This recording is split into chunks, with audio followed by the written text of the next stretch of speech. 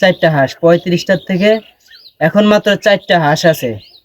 আর এই হাঁস ছিল চীনা হাঁস, এখানে ছিল আপনার 6টা হাঁস ছিল, 6টার থেকে একটা হাঁস আছে মাত্র।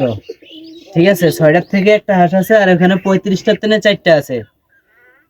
চিন্তা ভাবনা ছিল বড় একটা খামার করবো হাঁসের, বড় একটা খামারের চিন্তা ভাবনা ছিল, আস্তে আস্তে বড় করবো খামারটা। ঠিক আছে, ছোট থেকে মানুষ আস্তে আস্তে বড় হয়, তো আমারও চিন্তা ভাবনা ছিল আস্তে আস্তে খামারটা বড় করবো।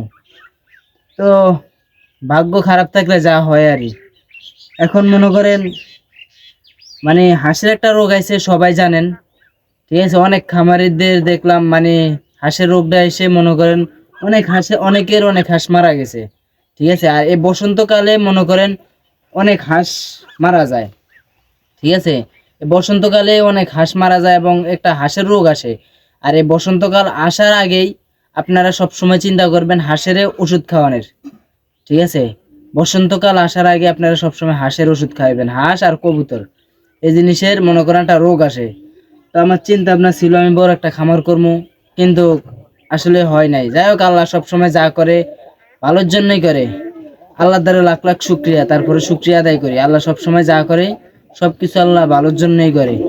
এমন একটা রোগ আসছে হাঁসের, হাঁস মনে করেন মানে কল্যাণ নিশ্চির মিডিয়া মনে করেন মরে যায়, মানে বাঁচানোর মতন কোনো ক্যাপাসিটি না। যখন আপনার রোগটা আসবে তখন আপনি ওষুধ খাওয়াইলেও মনে করেন আর কাজ হবে না। ঠিক আছে, আমার কিছু হাঁস, এই হাঁসগুলা ডিম পারতো প্রায় আপনার 15টার মতন ডিম পারছে, 15টার মতন ডিম পাইতো, 15টা হাঁসের মতন ডিম পাইতো। আর বাকিগুলো এখনো ডিম পারে নাই, কিন্তু এখন পাইতো। এই কিছুদিন আগে সব মারা গেছে। ঠিক আছে, এখন পাইতো। তো কপাল খারাপ থাকলে যা হয় আরই। আমার ডিম পাড়া হাঁসগুলা এবং আবার যে কিছু কিছু হাঁসে ডিম পারে নাই ওগুলা, বিশেষ করে ডিম পাড়া একটা হাঁসও নাই, সব মারা গেছে। ঠিক আছে, তারপরে মুরগি ছিল প্রায় আপনার 15 থেকে 20টা, ওগুলো মনে করেন মারা গেছে, ওগুলো একটাও নাই। ঠিক আছে, মুরগি একটা মুরগি হ্যাঁ নাই, একটা মুরগির বাচ্চাও নাই, মানে বাচ্চা সহ আকারে সব সহ একটা মুরগি ডিম পেড়া বইছে। ঠিক আছে, ডিম পারছে, ডিম পেড়া বইছে, বাচ্চা দিব কদিন পরে, ওইটা সব মারা গেছে। মানে এমন একটা অবস্থা, মানে একার সব মারা গেছে, একার ইন টোটাল সব, মানে একটা কিছুই নেই। ঠিক আছে, এখন মাত্র এই হাঁসগুলো আছে 4টা, আর এই চীনা হাঁস আপনার আছে একটা, এই একটা আছে। ঠিক আছে, আর 4টা, আর ওই যে 3টা ওখানে আছে, আপনাদেরকে দেখামু। যাই হোক, ইনশাল্লাহ আল্লাহ যা করে সবকিছু ভালোর জন্যই করে। আমি আবারও হাঁস কিনবো, আবারও হাঁস পালমু। ঠিক আছে, দেখি আল্লাহ কোন পর্যন্ত নেয়। মানুষের বিপদ আপদ আসে আবার যায়, এই তো, তাই না? যাই হোক, আপনারা আমার জন্য দোয়া করবেন সব সময়, আমি যেন আমার স্বপ্নটা পূরণ করতে পারি। ঠিক আছে, আমার স্বপ্ন বেশি না, গরুর খামার, হাঁস, কবুতর এগুলা নিয়ে। আমার কবুতরও আছে, আপনাদেরকে আমি কবুতরটা দেখাবো। কবুতর এখন কমাই দিছি, আগে ছিল অনেক অনেক কবুতরই ছিল, এখন তেমন একটা নাই। কবুতর আছে, তারপরও আল্লাহর রহমতে প্রায় 40 জোড়ার মতন আছে এখনো।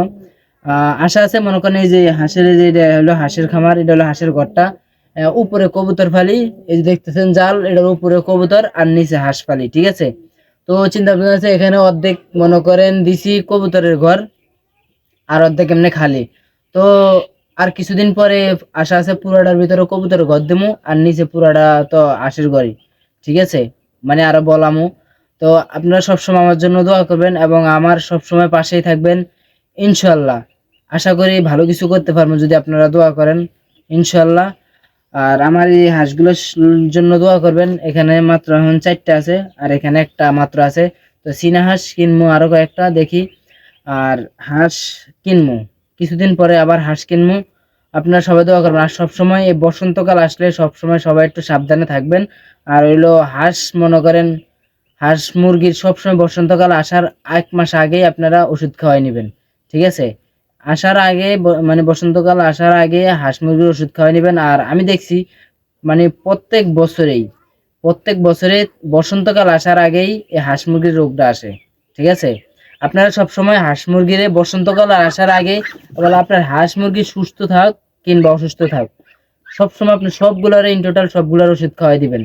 ঠিক আছে, বসন্তকাল আর আসার আগে যেটা সুস্থ থাকে ওটার ওষুধ খাওয়াবেন, যেটা অসুস্থ থাকে ওটার ওষুধ খাওয়াই দেবেন, মানে আপনি ওষুধ খাওয়াই দিবেন। এবং কি, আর আপনি বাজার থেকে যদি কোনো হাঁস মুরগি কিংবা কিছু আনেন, এগুলোর সাথে মিশাইবেন না।